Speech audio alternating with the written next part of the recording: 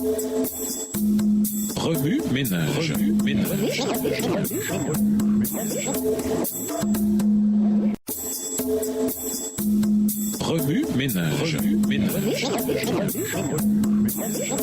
Bienvenue dans votre émission. Remue ménage. Nous voilà à la leçon de lundi interprétée. Il y eut guerre dans le ciel. Dans Apocalypse 12, verset 7, nous découvrons les deux principaux acteurs de cette grande guerre, Michel et le dragon. Le dragon est identifié 2 versets plus loin. Il est appelé le serpent ancien, le diable ou Satan. Chacun de ces titres décrit un aspect différent de son caractère et son mode de fonctionnement. Michel est le nom du grand archange en guerre contre Satan. Dans Jude 9, archange signifie le chef ou le prince des anges, et Michel est parfois appelé le grand prince. Dans Daniel 12, verset 1 de la Nouvelle Bible seconde. Sachant que Jésus reviendra sur cette terre avec la voix d'un archange, Jean 5, les versets 28 et 29, 1 Thessaloniciens 4, verset 16, nous pouvons en déduire que Michel est l'un des nombreux titres de Jésus, non pas parce qu'il est un ange ou un être créé, mais parce qu'il est le chef des anges. La guerre dans le ciel a commencé parce que Satan a contesté le gouvernement,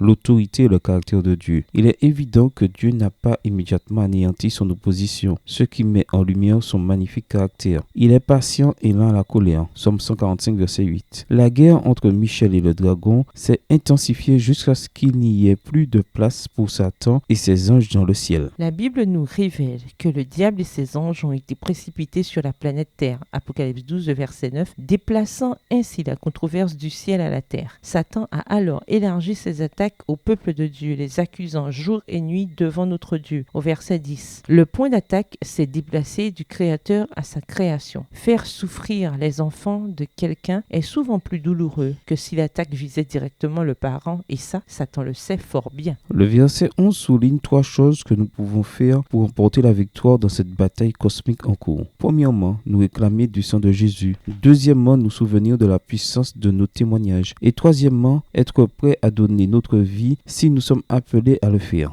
Le sang du Christ est la seule chose qui puisse vraiment expier nos péchés. En nous réclamant de son sang, nous nous réclamons de sa victoire sur la mort même. Partager ce que Dieu a fait pour nous aide à garder un état d'esprit de gratitude plutôt que d'amertume et à élever l'Église dans son ensemble. Puisque nous ne sommes pas faits pour vivre dans l'isolement, n'hésitons alors pas à participer à l'acte encourageant du partage avec notre famille spirituelle. Le fait d'être prêt à donner sa vie pour l'Évangile révèle un engagement total envers Dieu. Lorsque quelqu'un place une croyance, en l'occurrence la croyance en Dieu, au-dessus de la vie, rien ne peut être fait pour le dissuader de cette croyance. Notre vie sur terre est précieuse, mais nous devons aimer davantage notre vie éternelle. Nous devons être prêts à renoncer à l'une pour obtenir l'autre. Remue ménage, après avoir regardé votre texte écrit et annoté, quels éclairages particuliers vos notes semblent-elles indiquer dans l'ensemble? Quelles questions émergent après l'étude de la leçon d'aujourd'hui? Quelle partie trouvez-vous difficile? Quels autres principes et conclusions découvrez-vous? Selon vous, comment les anges auraient-ils réagi si Dieu avait anéanti Satan sur le champ en réponse à sa rébellion? Comment les faibles pécheurs que nous sommes peuvent-ils espérer remporter la victoire sur Satan? Au revoir. Et à demain si Dieu veut. Remue ménage. Remue ménage.